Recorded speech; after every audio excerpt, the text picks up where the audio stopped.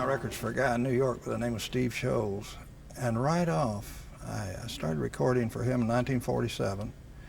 And that same year, they were talking about having a recording band. The Musicians Union were going to have another recording band. No recordings for a year.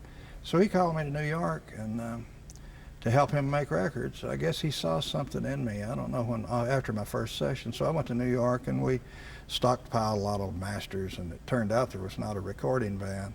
And then after that, he would call me wherever I was, and he'd say, meet me in Atlanta or meet me in Chicago. I'm going to make some records, bring some musicians with you. And I would do that. And then when I got to Nashville, he started talking about building a studio there, an RCA Victor studio, and having me run it. And he finally did that about 1954, 55. And so I took over.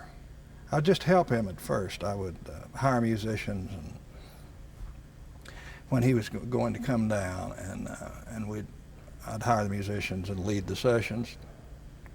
I remember he called, I don't think I was on the payroll yet. He called me when he signed up Elvis and said, hire some singers, and Scotty's bringing Bill, Elvis bringing Scotty and Bill, and hire some singers and hire this and that and the piano player.